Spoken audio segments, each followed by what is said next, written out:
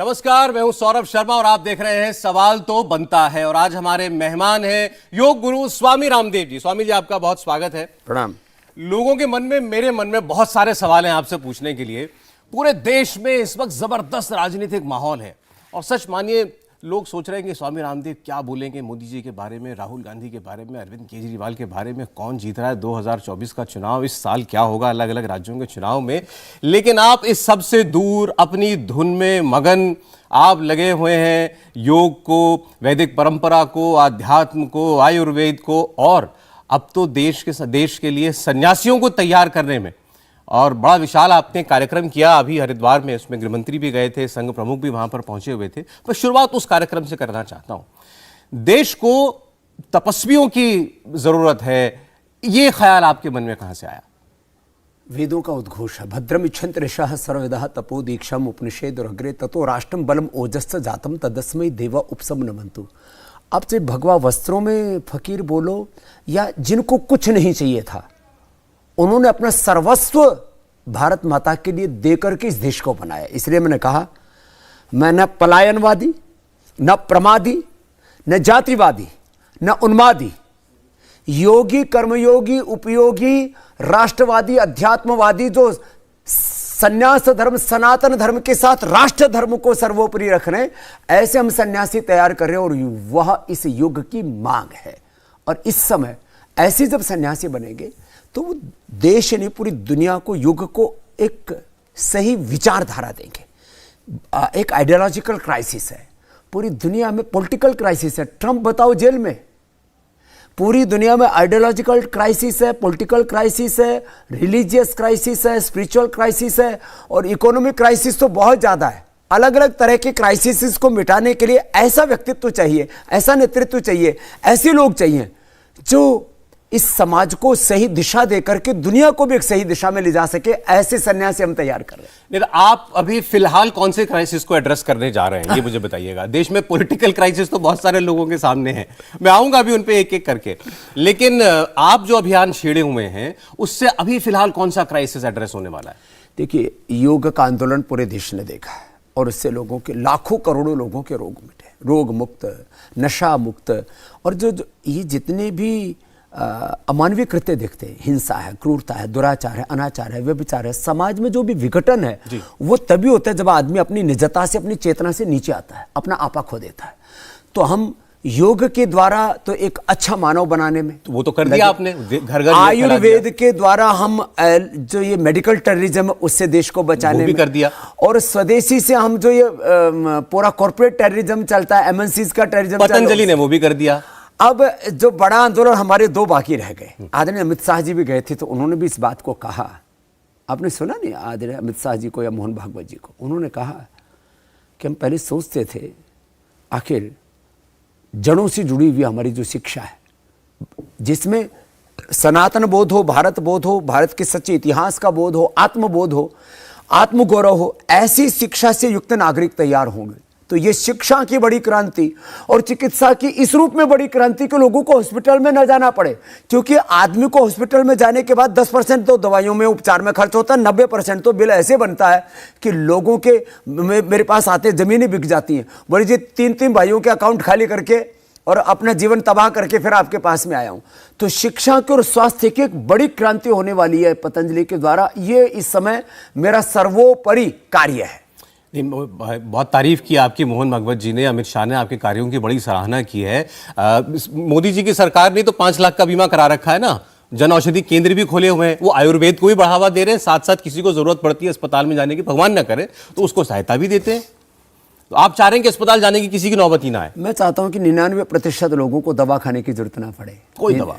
हाँ, 99% लोगों को ऑपरेशन की जरूरत ना पड़े और 99% लोग ड्रग्स से, और ड्रग्स से ये जो अलग अलग प्रकार के नशा करते हैं उनसे भी लोग मुक्त हो जाए तो आदमी तब फिर अपनी चेतना को पूरा उभरने का अवसर देगा। मोहन भागवत जी ने जो कहा कि सनातन का गौरव, वो उसको आप पुनर्जीवित कर रहे हैं, ये आवश्यकता है।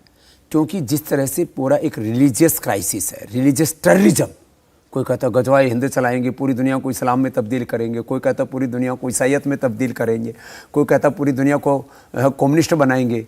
तो ये जो अलग अलग प्रकार का जो रिलीजियस टेररिज्म है, ये कैसे मिटेगा? लोगों को अध्यात्म की भी सम्यक दृष्टि चाहिए, और वो सम्यक दृष्टि मिलती है महात्मा बुद्ध से, वो सम्यक दृष्टि मिलती है भगवान महावीर से, गुरु नानक देव जी से, वो सम्यक दृष्टि मिलती है भगवान राम कृष्ण शिव से, गौतम कणाद जमिनी पाणिनि पतंजलि स्वामी विवेकानंद महर्षि दयानंद से, और उन ऋषियों के वंशधरों को हम तैयार कर रहे हैं। आप कह रहे हैं कि देश में रिलीजियस टेररिज्म है, धार्मिक आतंकवाद है, देश ने पूरी दुनिया में।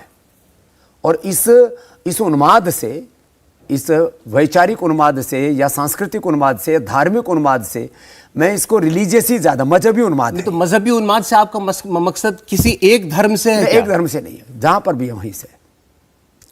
नहीं, आप जैसे कुछ लोग कहते हैं इस्लामिक टेरर है, आप उस ओर इशारा करना चाहते हैं या कोई ब्रॉड विजन के साथ बात कह रहा हूं कि देखो अभी तो सौरभ भाई लोग इसी में उलझे हुए हैं, राम राज्य आएगा कि नहीं आएगा, कि कैसे आएगा, कि कौन लाएगा। मैं कहा कोई शासन से नहीं आएगा, राम राज्य तो आत्म अनुशासन, राम तो हमारे भीतर है, हमारी आत्मा ही राम है। वो जब अनुशासन में मर्यादा में बरतने लगते हैं तो राम बन जाता है, नहीं तो व्यक्ति रावण बन जाता है। तो राम राज्य आएगा जीवन में और जगत में आचरण की पवित्रता से, आत्मा अनुशासन से, शासन से नहीं। जहाँ तक बात हिंदुत्व की है, तो हिंदुत्व, भारत हिंदू राष्ट्र बनेगा कि नहीं बनेगा, मैं तो इससे आगे की बात सोचता हूँ कि हिंदू क्या है। ये हिंदू तो एक शब्द बहुत अर्वाचीन घड़ा है, जो सनातन मूल्य है, माने जो शाश्वत मूल्य, शाश्वत सिद्धांत है, यूनिवर्सल लॉ है, यूनिवर्सल जस्टिस है, जिसमें सबका हित हो, सबका शारीरिक और मानसिक, भौतिक और पारमार्थिक सब प्रकार का उपकार होता हो, वो सनातन धर्म है।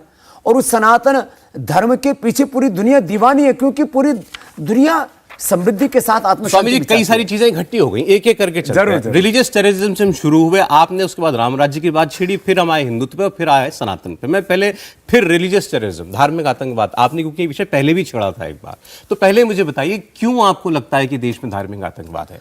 देखो, कुछ लोग कहते हैं कि जन्नत में जाओ वहां हुर्रे मिलेंगी, इस्लामिक में कुछ लोग कहते हैं कि जो है वहां हेवन के अंदर जाओ वहां पर ये मिलेगा। मुझे तो आज तक हेवन का और हेल का, जन्नत का और जहन्नुम का फर्क ही नहीं पता लगा। हमारे यहाँ स्वर्ग नर्क नहीं है? अरे स्वर्ग नर्क यहीं पर है, जो अच्छा जीवन है वो स्वर्ग है, और जो बुरा जीवन है नर्क है। लोग कहते हैं ना क्या नर्क बना रखा है, खाने पीने को लोगों को नहीं मिल रहा है, जीने का सही सलीका लोगों का नहीं है। हिंदू या सनातन का जो स्वर्ग नर्क की जो परिकल्पना है वो इसी जीवन की है, इसी जीवन की, कोई दूसरे कोई अदृश्य लोक नहीं है। अच्छा। इसी जीवन में जो पवित्रता से जीता है वो स्वर्ग है, जो जीवन के अंदर अनैतिक अमानवीय कुकृत्य करता है वो नर्क है। ठीक है, हम कोई काल्पनिक दुनिया में जीने वाले जीव नहीं है। ईसाई या इस्लाम की तरह नहीं है जो मानते हैं कि भाई कोई दूसरा एक काल्पनिक लोक है, एक अदृश्य लोक है। अदृश्य लोक है, लेकिन वो अदृश्य लोक में भी दैवी शक्तियां, सूक्ष्म शक्तियां अपना काम करती हैं, लेकिन वो मानवीय जीवन में कोई हस्तक्षेप नहीं करती। ठीक है, इसका रिलीजियस टेरर से क्या संबंध? इससे ये मतलब हुआ कि लोगों को न ईसाई बनाओ, न लोगों को मुसलमान बनाओ, न लोगों को कम्युनिस्ट बनाओ, आदमी को आदमी बनाओ। वेद ये कहता है, सनातन ये कहता है, मनोर्भव जनिया दैव्यम, तो सबको हिंदू बना दो, आदमी बनाओ, अच्छा इंसान बनाओ। मैंने तो बोला ही नहीं हिंदू बना दो, ये तो मेरा स्टेटमेंट। अभी आपने कहा ना कि ना उसको मुसलमान बनाओ, ना उसको ईसाई बनाओ, उसको इंसान बनाओ, मनोर्भव जनिया दैव्यम। हर किसी के ऊपर लेकिन कोई ना कोई तो धर्म का कोई ना कोई टैग तो लगेगा ना।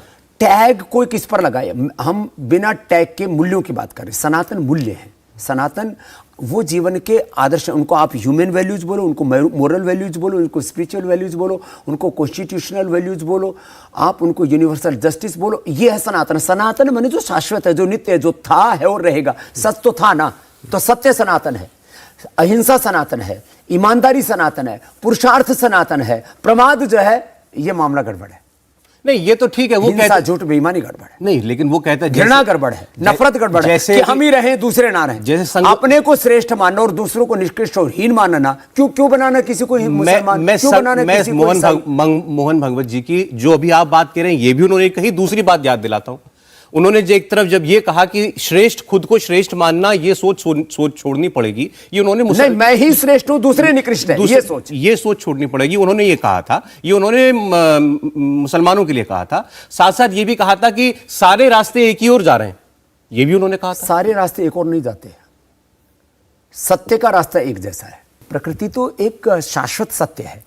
तो हम जितना प्रकृति से दूर होंगे उतनी विकृतियों तो को ये सारी बातें, योग, अध्यात्म, ध्यान वगैरह वगैरह, ये सारी बातें तो वो कोई व्यक्ति मुसलमान है तो वो भी कर सकता है, हाँ, तो ईसाई करे, है तो कर करे, सकता है। सबको करना तो चाहिए। मैं तो कहता हूँ ईसाइयत और इस्लाम में भी जो शाश्वत मूल्य हैं, उसमें भी जो श्रेष्ठ बातें हैं, वो सनातन ही है। तो आप ऐसे लोग आपके पास आते हैं सीखने के लिए? अरे लाखों में आते हैं और आएंगे, और सारी दुनिया इधर ही चलेगी। फिर आप उनकी बुराई करते हैं। अभी आपने राजस्थान में स्टेटमेंट दिया था, आपके ऊपर बड़ी दिक्कत हो गई थी उस नहीं, वक्त। मेरे वो जिससे बेचारे से केस कराया, वो बोले जी मेरे को तो झूठे साइन करवा लिए, बाबू तो अच्छा काम कर रहा है। लेकिन तो आप आज सुनो, बोला तो आपने था, देखो अच्छा क्या बोला था? मैं पहले बता दूं आपने क्या। आपने बोला था कि बस मुसलमान लोग क्या करते हैं, 5 बार नमाज पढ़ लो बस, और उसके बाद चाहे गलत काम करो, हिंदुओं की लड़कियों को उठाओ, आतंकवाद फैलाओ, अपराध करो, बस नमाज पढ़ लो। मैंने कहा सब मुसलमान ऐसे नहीं, लेकिन मेरा पूरा स्टेटमेंट पढ़ो। कुछ मुसलमान ऐसे मानते हैं, मूछ कटवा लो, दाढ़ी बजा लो, टोपी ओढ़ लो, नमाज पढ़ो, उसके बाद जो चाहे करो। ये इस्लाम नहीं है। इस्लाम भी इसको इस्लाम नहीं मानता है, ये अभी भी कह रहा हूं। अब मैंने कहा सब मुसलमान ऐसे नहीं है, लेकिन कुछ लोग इस्लाम का मतलब या मुसलमान का मतलब ये समझते हैं, तो ये गलत है। अब मैं अगली भी बात कह रहा हूं। कुछ लोग कहते हैं खाली जो है वो क्रॉस का चिन्ह पहन लो, जाकर के चर्च में प्रार्थना कर लो, प्रेयर कर लो, और हो गया हम ईसाई। नहीं लिंगम धर्म से कारण, मैंने पूरा स्टेटमेंट दिया हुआ है। आप 5 मिनट का मेरा पूरा स्टेटमेंट, अब फिर आप केवल राम नाम बोलना, केवल शिव का नाम लेना, ये हिंदुत्व नहीं है, ये सनातन नहीं है। राम जैसा आचरण करो, कृष्ण जैसा आचरण करो, शिव जैसा आचरण करो, गौतम कहा जमने पाणी ने पतंजलि, बुद्ध भगवान महावीर, गुरु नानक देव जैसा आचरण करो। हमारे यहाँ तो आचरण की श्रेष्ठता को धर्म का है, ये मैंने स्टेटमेंट दिया था। इसमें क्या गलत है बताओ? सवाल तो बनता है कि आखिर जब आचरण की श्रेष्ठता धर्म है, एक ही ईश्वर की संतान है, आप ईश्वर बोलो या मैं तो कहता हूं प्रकृतिवादी या परमेश्वरवादी, या तो एक ईश्वर की संतान है या एक प्रकृति से सब पैदा हुए। तो जब प्रकृति एक है, परमेश्वर एक है, तो फिर झगड़ा क्यों करते हो? अब यही बात बोली थी मौलाना अरशद मदनी ने, जमीयत वाले जो है उन्होंने यही बात तो बोली। उन्होंने कहा कि मैंने बड़े हिंदू धर्म गुरुओं से बात की, उन्होंने कहा कि सब कुछ अल्लाह से और सब। उन्होंने कहा कि जो सबसे पहले कौन थे आपके यहाँ पर? बोले जी मनु थे। किसको पूछते थे? वो ओम को पूछते थे। हम भी यही कहते हैं कि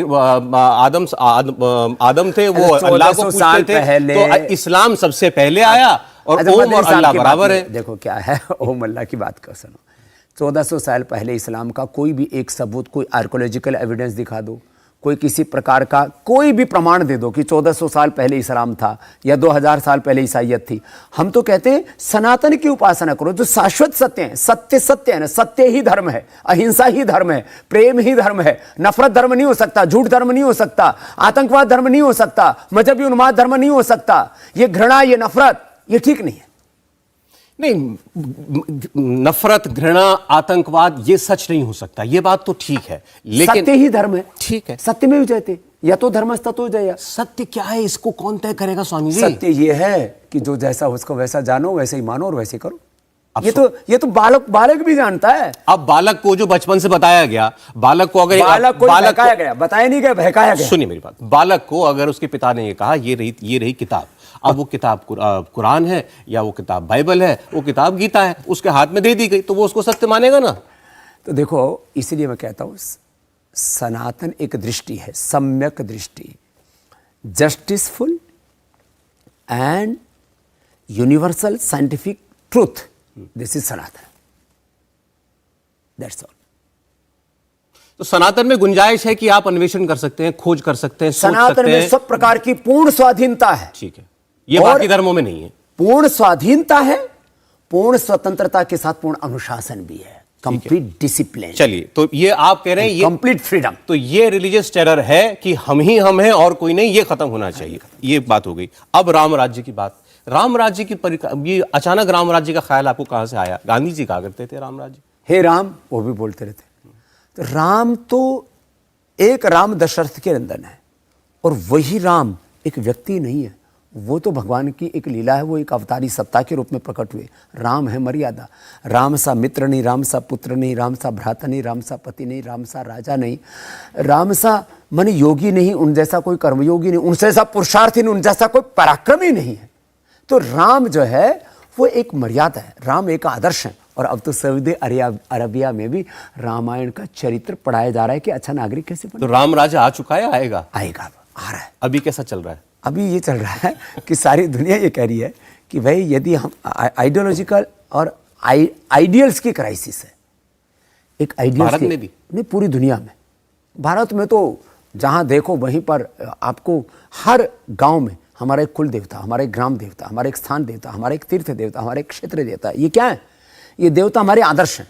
वो कहते हैं ना, वो कहते हैं तुम्हारे यहाँ तो 33 कोटि देवी देवता हैं, हम तो एक ईश्वर के उपासक है। मैंने कहा तुम्हारे को कुछ है ही नहीं, तो आप इसको फिर उपास कर रहे हैं। अब बात सुनो ना कि 33, वो हमारा उपास छोड़ाना है, 33 करोड़ देवी देवता। मैंने कहा तुम्हारे पास में एक ईश्वर को छोड़ करके, एक तत्व को छोड़ करके बाकी कहने के लिए और जुटा लो मेरे भाई। हमारे पास जो 33 करोड़ देवी देवता है, ये हमारे आइडियल है, ये हमारे रोल मॉडल है, ये हमारे आदर्श हैं। हम ईश्वर तो एक ही को मानते हैं, लेकिन ईश्वर की विभूतियां हैं, ये शक्तियां हैं, तो इसको समझते नहीं, फिर वो हमें क्रिटिसाइज करते हैं। तो राम राज्य ये सामाजिक राम राज्य ये सामाजिक कॉन्सेप्ट है, पॉलिटिकल कॉन्सेप्ट है, धार्मिक कॉन्सेप्ट है, क्या है? ये एक moral, spiritual and democratic concept है। डेमोक्रेसी तो खत्म हो गई भारत में, राहुल गांधी ने कहा है। मुझे लगता है राहुल गांधी जी को एक बार भारत का संविधान पढ़ लेना चाहिए, एक बार उनको रामायण महाभारत पढ़ लेना चाहिए, एक बार भगवत गीता पढ़ लेनी चाहिए, थोड़ा वेद पढ़ लेने चाहिए। यदि कोई अच्छा ट्यूटर नहीं मिले तो मैं दे दूंगा। तो देखो ये बात गलत है कि भारत से, जब तक भारत है, भारत एक भूभाग नहीं है, भारत एक दृष्टि है, भारत एक विचार है, भारत एक संस्कार है, भारत एक सिद्धांत है, भारत एक मर्यादा है, भारत मानव और मानवीयता है। तो भारत और भारत का लोकतंत्र और भारत की भारतीयता वो कभी नहीं मिट सकती। वो राहुल गांधी जी के बयान से नहीं मिट सकती। उसको तो मुगल नहीं मिटा सके, इसको तो अंग्रेज मुगल नहीं भी मिट रहे हैं, किताबों से मुगल गायब हो रहे हैं। मैं उस पर आता हूं। पहले ये लोकतंत्र की बात, राहुल गांधी ये कहते हैं कि नरेंद्र मोदी तानाशाह है, भारत में चल रही है डिक्टेटरशिप। उनकी तुलना, नरेंद्र मोदी की तुलना कांग्रेस पार्टी करती है सद्दाम हुसैन से, मुअम्मर गद्दाफी के साथ, हिटलर के साथ, स्टालिन के साथ, इनके साथ उनकी तुलना की जाती है। अच्छा बताओ, कुछ चंद पॉलिटिशियंस को छोड़ करके लोग तो मोदी जी से दुखी नहीं है? ऐसा आपको लग रहा है? 50% से ज्यादा लोग उनको वोट कर रहे हैं। सारे विपक्ष पर अकेला मोदी भारी पड़ रहा है। क्यों भाई?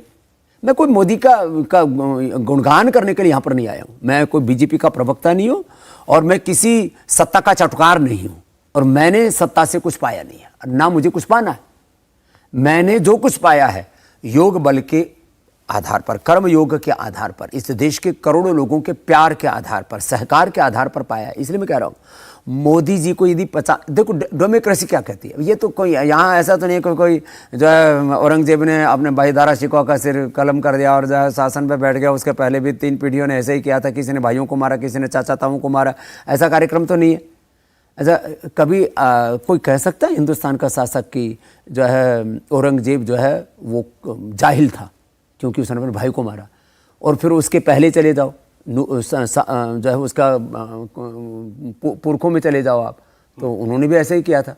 3 पीढ़ियों ने अपने लोगों को कत्ल करके शासन पाया था। उनको तो ये जो क्रूर और उनको तो दरिंदा नहीं कहते। मोदी जी तो डेमोक्रेसी से जीत के आते हैं भाई। यहाँ कोई ऐसा नहीं है पुतिन जी की तरह या जिनपिंग की तरह जो है ऐसे कुछ लोग नहीं चुनते हैं, देश चुनता है ना। वो कह रहे हैं ना कि कैसे खत्म हो, वो बता रहे हैं, कह रहे हैं कि भाई डेमोक्रेसी के अंदर संस्थाएं होती हैं। अब उनको इलेक्शन कमीशन उन्होंने कहा अब स्वतंत्र नहीं है, मीडिया स्वतंत्र नहीं है, वो जुडिशरी कहते हैं स्वतंत्र नहीं है, सारी स्वायत्त संस्थाओं पर कब्जा कर लिया है। सब कुछ सरकार की जेब में है, कहते हैं। मतलब पहले जो सरकारें थी वो इन संस्थाओं का मतलब पहले राम राज्य था। अच्छा।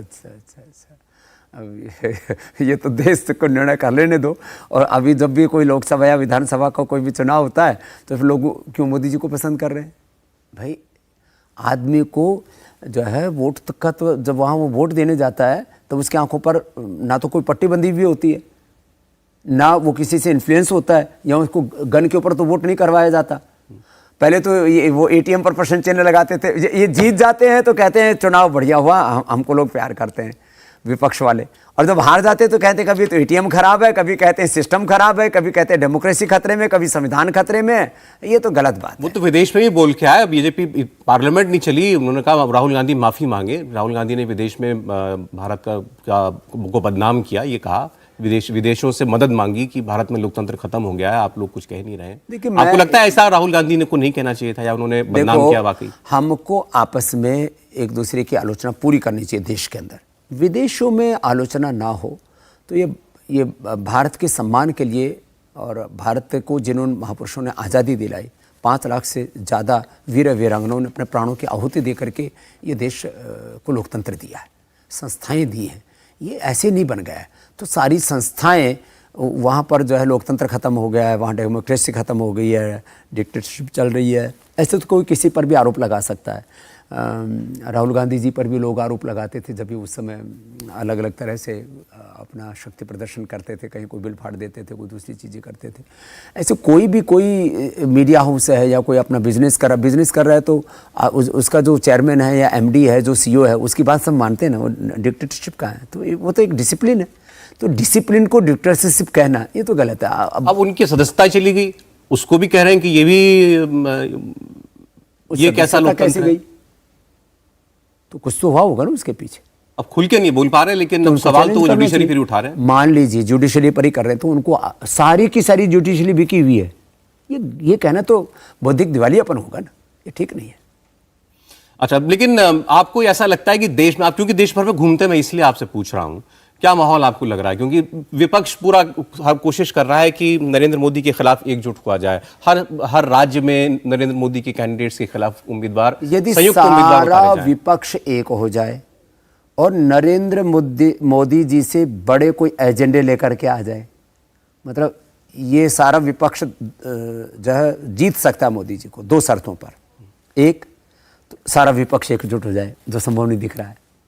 ये कोई मेंढक तोड़ने जैसा काम है। यदि कोई ऐसा कहता है कि मैं सारे विपक्ष को इकट्ठा कर लूँगा। दूसरी बात, मोदी जी से कोई बड़ा एजेंडा लेके आ जाए। अब मोदी जी ने गरीबों के कल्याण की योजनाएं चला दी, मोदी जी ने दलितों के लिए, शोषितों के लिए, किसानों के लिए, विद्यार्थियों के लिए, बीमारों के लिए, सबके लिए योजनाएं चला रखी। अब मोदी जी से बड़ा कोई पॉलिटिकल एजेंडा इनके पास में नहीं है। एक काम हो सकता है, यदि अखंड भारत का एजेंडा लेकर के आ जाएं सारे विपक्षी कि भाई हम अफगानिस्तान तक इधर और इधर जो है पूरा वर्मा तक और उधर अक्षय चीन तक हम भारत को अखंड कर देंगे और हमारे पास ये एजेंडा है, तो सारा विपक्ष के साथ, तो सारा देश विपक्ष के साथ खड़ा हो सकता है। अब आप ऐसी शर्त रखने को कह रहे हैं विपक्ष के सामने, जो अगर अखंड भारत और विपक्ष की अखंडता, एकता, ये तो बहुत सहज सी बात है। नहीं, वो अखंड भारत तो आरएसएस के नक्शे में दिखाई दे रहा है, तो वो तो एजेंडा बिना कहे ही आरएसएस का एजेंडा है। नहीं, देखो, भारत की अखंडता और भारत का जो गौरवशाली अतीत है उसकी गौरवानुभूति, ये तो हर भारतीय को भाती है ना। तो आप कह रहे विपक्ष को, अब विपक्ष को भी इन्हीं के एजेंडे पे आ जाना चाहिए? इनका एजेंडा नहीं, मैं तो ये कह रहा था मोदी जी से कोई बड़ा एजेंडा लेके आओ। मोदी जी तो नहीं कह रहे कि मैं अक्षय चीन को भारत में मिला दूंगा। अभी तो पीओके के भारत में विलय की बात चल रही है। वो तो ये कहते हैं ना कि इनकी वजह से अक्षय चीन गया है, जिनकी वजह से अक्षय चीन गया, आप उनसे कह रहे हैं कि अक्षय चीन लेके आओ। देखो, मैं तो कहता हूँ चलो अक्षय चीन तक मत जाओ, अफगानिस्तान तालिबान तक भी मत जाओ, उनको अभी अफगानिस्तानियों को अपने हाल पर रहने दो। ये विपक्ष जो है ना, यदि पीओके को भारत में मिलाने का कोई एजेंडा घोषित कर देना, पीओके को मात्र, तो भी देश उनके साथ खड़ा हो सकता। कुछ तो करें। इन्होंने धारा 370, इन्होंने राम मंदिर, इन्होंने जो है अब समान नागरिक संहिता और जनसंख्या वाला भी अभी कार्यक्रम में लेके आ रहे। मैं तो चलो वो छोड़ो, मैं एक बहुत अच्छा आइडिया देता हूँ विपक्ष को। इंडिया टीवी के माध्यम से वो इंडिया पर राज कर सकते हैं, ऐसा एजेंडा दे रहा हूँ। वो जनसंख्या नियंत्रण का कानून ले आए और वो भाई देश का संविधान तो कहता है कि सब नागरिक एक समान है, और ये अध्यात्म भी इस बात को कहता है, हम एक ईश्वर की संतान, एक प्रकृति, एक परमेश्वर की संतान है। या विपक्ष के बहाने सारे आइडिया मोदी जी को तो नहीं दे रहे हैं? मुझे तो ऐसा ही लग रहा है। जनसंख्या नियंत्रण वाला फिर यदि विपक्ष और 140 करोड़ की आबादी, भाई चाइना में कोई कौन सा रिलीजियस एजेंडा चल रहा था भाई, वहाँ तो एक संतान का नियम था। अब जाकर के जब थोड़े वहाँ बुजुर्ग बढ़ गए और थोड़ा आप लाके देखिए, कोई भी लाके देखे कानून, ना कोई इस देश में कहे कि फिर डिक्टेटरशिप का कानून आ गया। अरे नहीं, मैं तो अच्छा, चाइना में जो बात लागू हुई, चाइना डिक्टेटरशिप थे चाइना में। नहीं, देखो, यदि ये कानून लागू नहीं करता तो आज चाइना विश्व की आर्थिक महाशक्ति नहीं बनता। आज विश्व की घोषित रूप से चाहे अमेरिका हो, लेकिन अघोषित रूप से पूरी दुनिया को चाइना चला रहा है। बहरहाल आपका कहना यह है कि कोई बड़ा रेडिकल आइडिया लाए बगैर विपक्ष जो है, मैं तो कहता हूं समान नागरिक संहिता या जनसंख्या, इसको विपक्ष कहने हमारा मुद्दा है और हम इसको लागू करेंगे। तो ऐसा कोई बड़े आइडिया के बगैर वो नरेंद्र मोदी के सामने नहीं टिक सकते? वो संभव नहीं दिख रहा अभी तो। नीतीश कुमार कहते हैं 100 के नीचे रोक लेंगे, ममता बनर्जी कहती हैं कि मुमकिन है। देखो, यूँ कुछ भी स्टेटमेंट देने से देश नहीं बदल जाता, सत्ता से नहीं। देश का मूड क्या है? बयान बहादुरों से नहीं, जो काम बहादुर काम करके दिखाते हैं, काम के पीछे। देश का मूड क्या कह रहा है आपके हिसाब से? देश का मूड तो अभी तो ऐसा ही लग रहा है कि जैसे वो साउथ वाले कहते हैं ना, मूड मोदी जी के साथ में ऐसा दिख रहा है, अभी तो दिख रहा है ऐसा ही। यदि कोई करिश्मा हो जाए तो सवाल पूछ, मतलब 24 में अगर, फिर तो सवाल बनता है कोई करिश्मा नहीं, अगर 24 में मोदी जी की जगह कोई और आ गया तो करिश्मा है, ये आप कह रहे हैं? मोदी जी की जगह अभी तो कोई 2024 में तो कोई prime minister candidate Modi ji के अलावा होने वाला है नहीं। कैंडिडेट नहीं, मतलब आप कह रहे हैं अगर विपक्ष हावी हो जाए मोदी जी पर तो ये करिश्मा होगा। विपक्ष हावी होने के लिए कोई एजेंडा चाहिए ना। तो पहले तो विपक्ष की एकता और मोदी जी से कोई बड़ा एजेंडा वो तय करने, तो फिर तो हम भी और आप भी फिर उन्हीं के साथ हो जाएंगे, क्योंकि हम तो देश से प्यार करते हैं ना।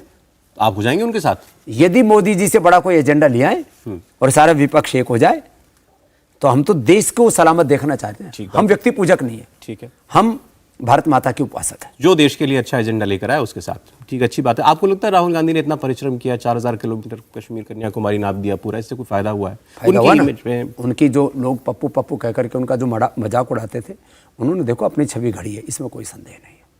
उन्होंने अपनी एक जो पराक्रमी छवि है उसको उन्होंने धार दी है। पराक्रमी छवि, तो ये अच्छी बात होती है ना। तो एक अचीवमेंट तो हुआ कि उनको आप कोई पप्पू कहने का जो है जोखिम नहीं लेता है मोदी।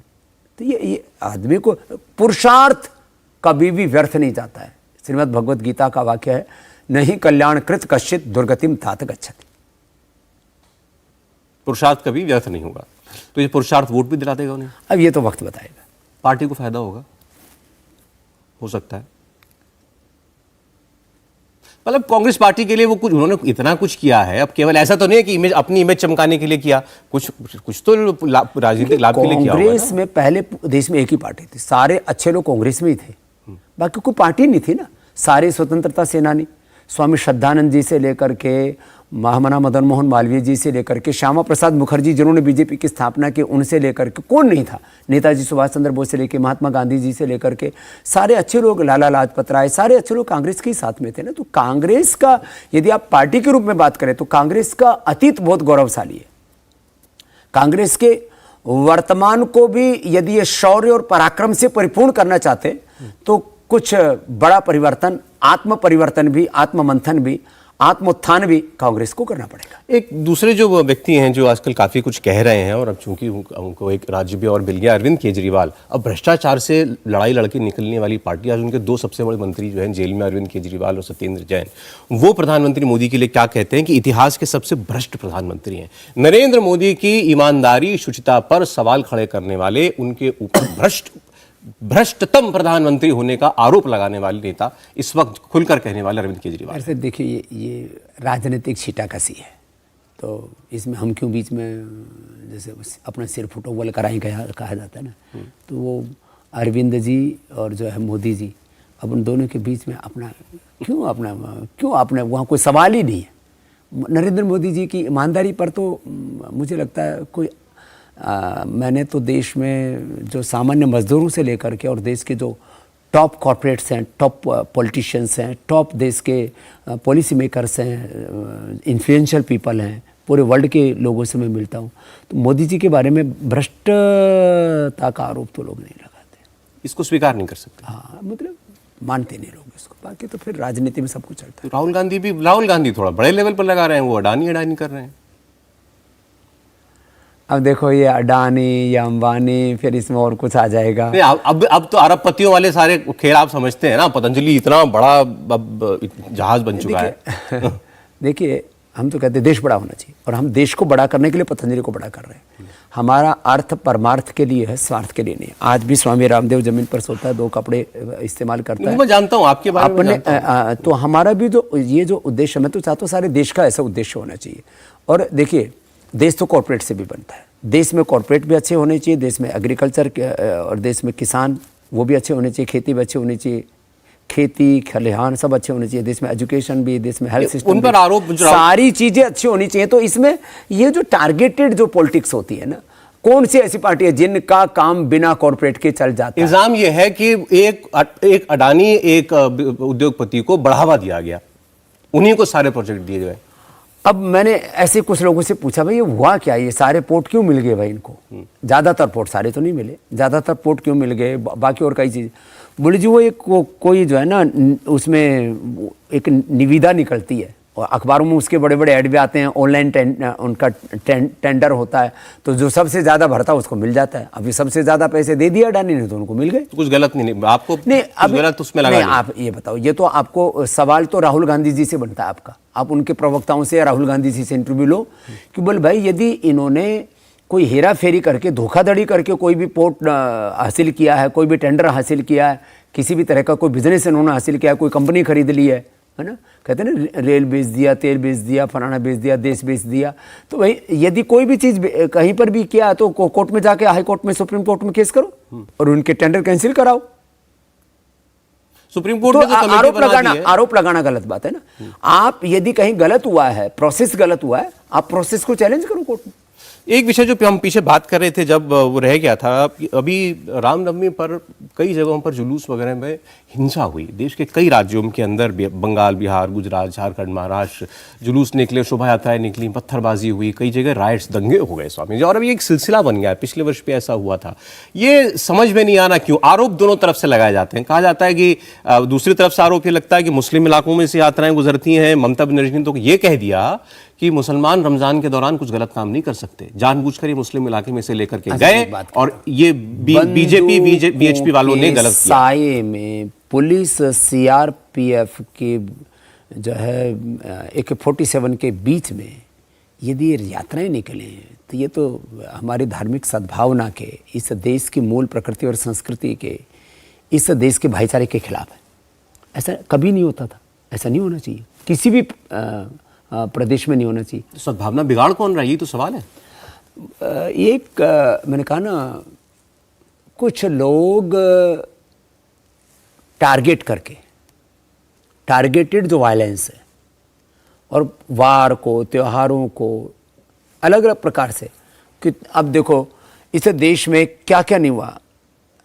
भगवान राम, भगवान कृष्ण, भगवान शिव, आप इनको चाहे अवतारी सत्ता मानो, चाहे इनको अपना पूर्वज मानो, चाहे इनको किसी भी रूप में हमारी संस्कृति और सभ्यता के हमारे प्रतिमान मानो, प्रतीक मानो, जिस भी रूप में मान लो आप, कोई इंटेलेक्चुअली कैसे भी बोले, लेकिन भगवान राम जी को कुछ लोग जूते मारते हैं। अभी भी ऐसे ऐसे सोशल मीडिया पर जो है इस तरह के पोस्ट करते हैं हनुमान जी को, और तमाम तरह के हमारे देवी देवताओं को गालियां देते हैं, और हमारे सनातन धर्म को गालियां देते हैं। ये तो बात गलत है, इस तरह की चीज़ें नहीं होनी चाहिए। और जब राम का नाम कोई ले रहा है, कोई हनुमान चालीसा पढ़ रहा है, तो उसके ऊपर क्यों आपत्ति? और उसके नाम पर हिंसा तो कतई नहीं होनी चाहिए। ना तो उनके ताजिए पर पत्थर फेंको, ना उनको कोई हमारी शोभा यात्राओं में कोई हिंसा फैलानी चाहिए। ताजिए पर पत्थर फेंकने के मामला ऐसा मुझे तो कभी याद नहीं कि हुआ है। इसलिए मैं कह रहा हूँ ना, कोई नहीं फेंकता ना। मैं तो कह रहा हूँ कि ना उधर से हिंसा होनी चाहिए, ना इधर से। और ये जो हिंसा करने वाले लोग हैं ना, ये कुछ गड़बड़ी तो कर रहे हैं इनकी। अच्छा, तो पश्चिम बंगाल में जो मान लीजिए कहीं पर भी कुछ भी हो रहा है, तो वहाँ पर जो है पुलिस है, प्रशासन, उनको पकड़ के पूछ रही चाहिए, तुमको किसने कहा पत्थर फेंको? मोदी जी बोल रहे किसी को पत्थर फेंकने के लिए। ये गलत बात है ना, ऐसे कि ये आरोप लगाना। उधर तो सीधे सीधे कह दिया कि भाई ये बीजेपी वालों ने, बीएचपी वालों ने कराया है, वो पकड़ो उनको। वो नहीं कर सकते, जहाँ मुसलमान नहीं कर सकते, रमजान के दौरान नहीं कर सकते। तो ये सब आरोप प्रत्यारोप की राजनीति है, लेकिन ये बंद होना चाहिए। बात आपकी सही है। अंत में स्वामी जी, अभी जो अब बात हम लोग कर रहे थे उसमें एक आखिरी टॉपिक ये छूट गया, वो है सनातन का। देखिए, लगातार हम, अब इसको आप आरोप के तहत कह लीजिए या आवश्यकता मान लीजिए, देश के अंदर ये कहा जा रहा है कि सनातन की आड़ में हिंदुत्व को बढ़ावा मिल रहा है। ये देश धीरे धीरे धीरे हिंदू राष्ट्र की तरफ बढ़ रहा है। इस देश के अंदर माइनॉरिटीज़ के राइट्स धीरे धीरे कम किए जा रहे हैं। ऐसी एक छवि बनाई जा रही है, खास तौर पर विदेश के अंदर हमारी ऐसी छवि प्रोजेक्ट की जा रही है। देखो, भारत की छवि कोई धूमिल करने की लाख कोशिश कर ले, वो होने वाली है नहीं। क्या देश के अंदर योग को, आयुर्वेद को, वेदों को, हमारे पूर्वजों के महान चरित्र को गौरव देना, आत्मबोध के साथ, आत्मगौरव के साथ, साहस, शौर्य, वीरता के साथ अपने बच्चों को आगे तैयार करना, अपनी निजता का गौरव, अपना स्वाभिमान, अपने जितने भी ऐतिहासिक जो हमारी उपलब्धियां हैं, भारत का जो स्वर्णिम काल है, उनकी यादों के साथ जीना। और मैं तो कहता हूँ केवल अतीत नहीं, अतीत के गौरव के साथ वर्तमान में पुरुषार्थ और पराक्रम करते हुए सांस्कृतिक समृद्धि के सोपान चढ़ना। विकास विरोधी राजनीति नहीं, विनाश विकास उन्मुखी राजनीति होनी चाहिए। तो अतीत का गौरव, वर्तमान का पुरुषार्थ, पराक्रम, और हम सांस्कृतिक मूल्यों के साथ समृद्धि के शिखर चढ़ें और उसमें भी सबकी सहभागिता हो, इसका कौन विरोध करेगा। तो सनातन तो यही कहता है। बाकी हम तो सनातनी संस्कृति के समर्थक हैं, बाकी तनातनी करने वाले अपनी उनकी हालात क्या हो चुकी है और क्या होगी उसको ज़रा सोच के देख लें कि उनको आत्मघात से बचना है तो वो भी सनातन के मार्ग पर आ जाएंगे। सनातन माने श्रेष्ठ जो मूल्य हैं, जीवन के आदर्श हैं, प्रतिमान हैं, उधर आ जाएंगे तो वो आत्मघात से बच जाएंगे। तो ये सनातन और सनातनी और तनातनी के बीच में जो बन रहा है वो हिंदू राष्ट्र बन रहा है, हम बढ़ रहे हैं हिंदू राष्ट्र की ओर। देखिए, तनातनी के बीच में तो विध्वंस होता है, उसमें तो भाईचारा खत्म होता है, उससे हम पीछे जाते हैं। तो सनातन मूल्यों के आधार पर हम नूतन अनुसंधान करते हुए सब प्रकार से देश को आगे बढ़ाएं, सभी दिशाओं से, एग्रीकल्चर में, इंडस्ट्री में, हेल्थ में, एजुकेशन, विकास हो, ये तो विकास की बात समझ में आती है। बस इधर आगे बढ़े। तो ऐसे ही स्वामी रामदेव आपके सामने बैठा है, जो कोई ढोंग, आडंबर, पाखंड, अंधविश्वास नहीं फैलाता। मैं कहता हूँ, मैं योगी, मैं कर्मयोगी, मैं ऐसा सन्यासी हूँ जो कहता हूँ प्रमाद नहीं करो, न पलायन न प्रमाद, न जातिवाद न कोई मजहबी उन्माद। एक ही स्वर है, राष्ट्रवाद, अध्यात्मवाद, मानवतावाद, प्रगतिवाद। मेरा सवाल हिंदू राष्ट्र पे, ये बात करनी छोड़ देनी चाहिए कि नहीं आप लोगों को? कौन सी? हिंदू राष्ट्र की। भारत हिंदू राष्ट्र बन मैं तो जाएगा। कहता हूँ हिंदू से भी बड़ा तत्व है सनातन तत्व, और सनातन का गौरव राष्ट्र ही नहीं पूरे विश्व में बढ़ेगा, और उसका झंडा गड़ चुका है और गाड़ेंगे। और इंद्रम वर्धन्तो अप्तरः कणवन्तो विश्वमार्यम अपघ्नन्तो अरावण, जो वेदों का उद्घोष है, पूरी सृष्टि में दिव्यता आनी चाहिए। तो ऐसी सृष्टि और दृष्टि में दिव्यता लाने के लिए हम अपना पुरुषार्थ और पराक्रम करते रहेंगे मेरे भाई सौरभ जी। हमारे सवालों के जवाब देने के लिए, खासकर स्टूडियो में आने के लिए, हमारे लिए समय निकालने के लिए बहुत बहुत धन्यवाद स्वामी रामदेव जी। नमस्ते, भारत माता की जय, वंदे मातरम। धन्यवाद।